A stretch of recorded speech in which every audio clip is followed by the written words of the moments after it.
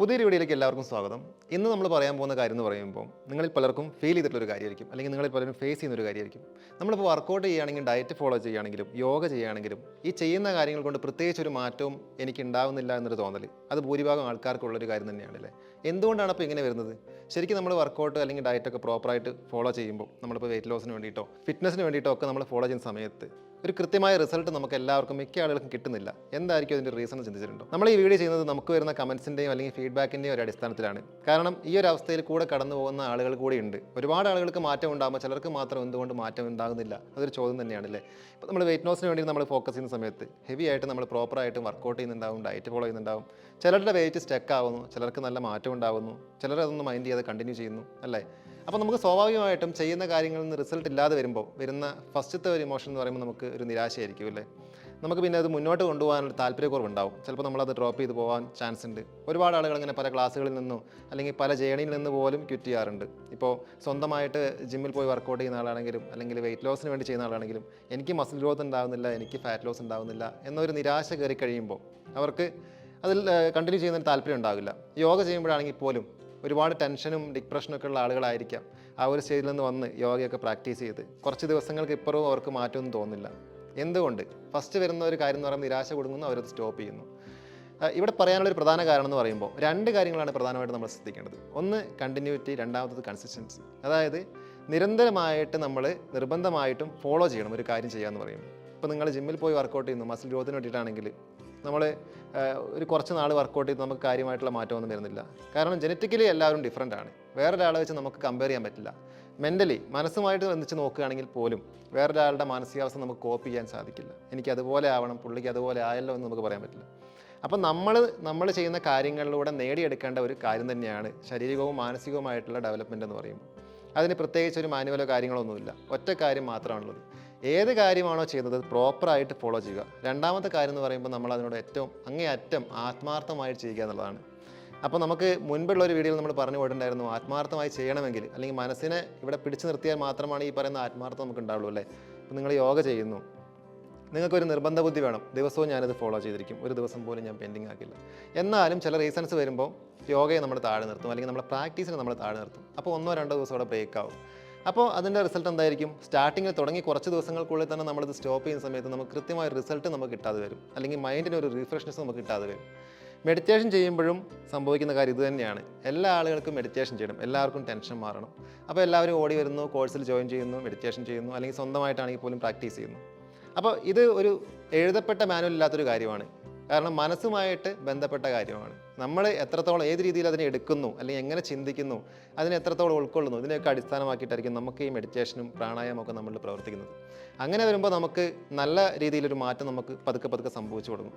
അപ്പോൾ അതിനൊക്കെ വേണ്ടത് എന്താണെന്ന് വെച്ചിട്ടുണ്ടെങ്കിൽ കൃത്യമായിട്ട് നമുക്ക് ഇതിലേക്കൊന്ന് വരിക എന്നുള്ളതാണ്.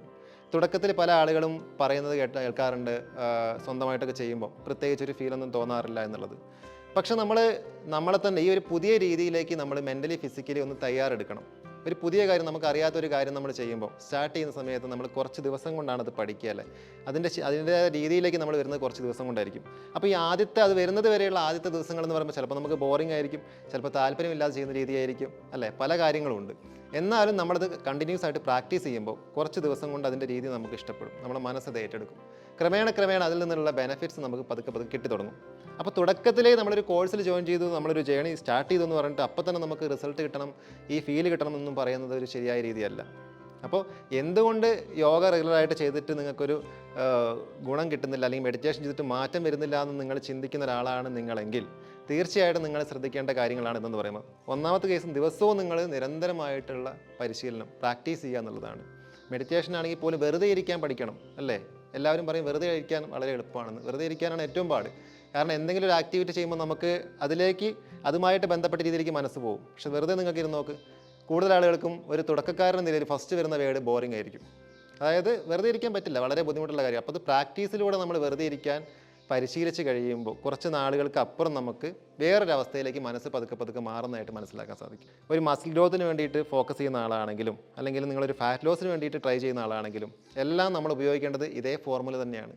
റെഗുലറായിട്ട് കൃത്യസമയത്ത് അല്ലെങ്കിൽ അച്ചടക്കത്തോടെയുള്ള പ്രാക്ടീസ് അത് നിർബന്ധമാണ്. തുടക്കത്തിലെങ്കിലും കുറച്ച് നാളുകളിലുണ്ട് നമ്മൾ ആ രീതിയിലേക്ക് പതുക്കെ വന്നു തുടങ്ങുന്നുള്ള വലിയ കാര്യം.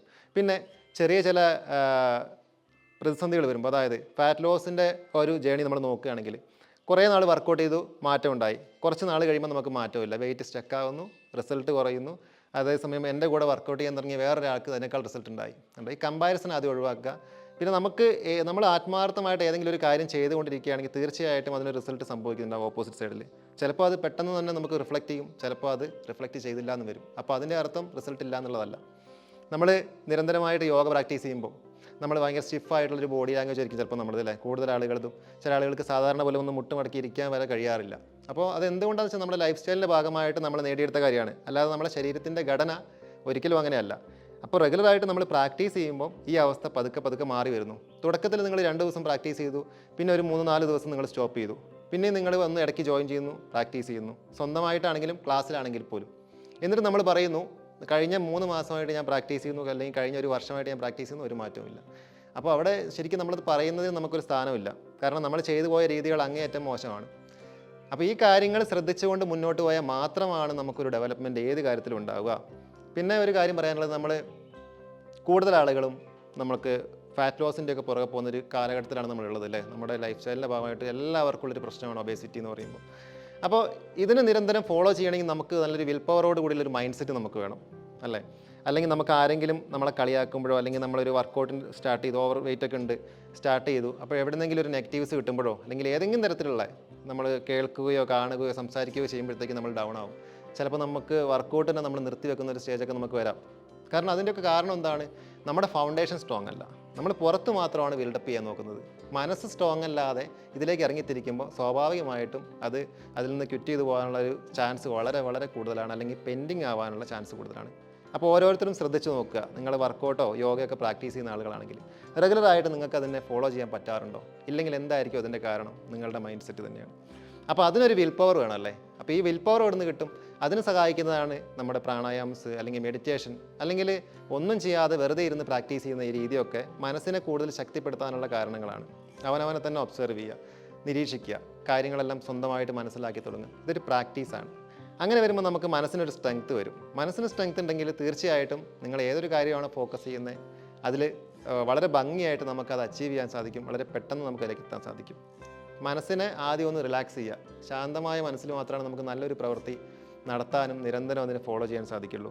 നമ്മൾ ഒരുപാട് ടെൻഷൻ്റെ മേലെ നിന്നുകൊണ്ട് എനിക്ക് തടി കുറയ്ക്കണമെന്ന് പറഞ്ഞാൽ അടുത്ത ദിവസം മുതൽ നമ്മൾ വർക്കൗട്ട് സ്റ്റാർട്ട് ചെയ്താൽ നിങ്ങൾ 100% ഉറപ്പിച്ചോ നിങ്ങൾ അത്ര കംഫർട്ട് ആയിരിക്കില്ല അതിലെന്ന് പറയുമ്പോൾ.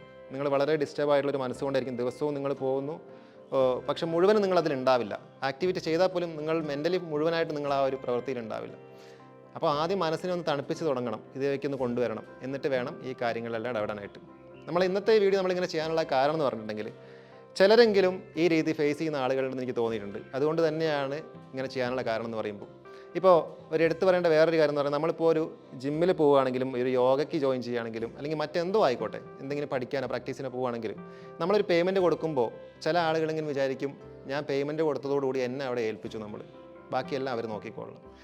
അങ്ങനെയല്ല. നമ്മൾ എത്ര നല്ല ക്ലാസ്സിൽ ജോയിൻ ചെയ്താലും, എത്ര നല്ലൊരു സെഷൻ നമ്മൾ ജോയിൻ ചെയ്താലും, എത്ര നല്ല ട്രെയിനറുടെ കീഴിൽ പ്രാക്ടീസ് ചെയ്താലും നിങ്ങളെന്ന് പറയുന്ന ഒരു ഉപാധി അവിടെ ഉണ്ടല്ലേ, നിങ്ങളുടെ മൈൻഡ് സെറ്റ്. അപ്പോൾ ആരൊക്കെ എത്ര നന്നായിട്ട് പറഞ്ഞു തന്നാലും നിങ്ങൾ ആ കാര്യം എങ്ങനെ എടുക്കുന്നു എന്നുള്ളത് വലിയൊരു കാര്യം തന്നെയാണ്. അല്ലാതെ നമ്മൾ എത്രത്തോളം ക്വാളിറ്റിയുള്ളൊരു ക്ലാസ് അറ്റൻഡ് ചെയ്തിട്ടും കാര്യമില്ല.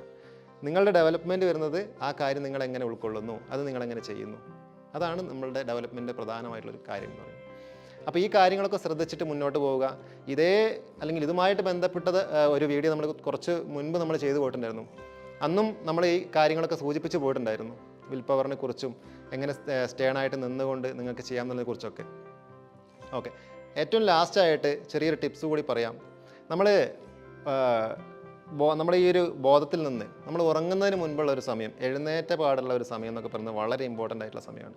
നമ്മളുടെ പിറ്റേ ദിവസത്തിലും അല്ലെങ്കിൽ അവിടെ നിന്ന് അങ്ങോട്ടുള്ള കാര്യങ്ങളിലും. നമ്മൾ രാത്രി ഉറങ്ങുന്നതിന് തൊട്ട് മുൻപ് വരെ നമ്മൾ ഫോൺ ഉപയോഗിച്ചു, മൊബൈൽ ഫോണൊക്കെ ഉപയോഗിച്ച് തൊട്ട് മുൻപ് വരെ നമുക്ക് ഉറക്കം വരില്ല. നോർമലി നമുക്ക് ഉറക്കം വരില്ല.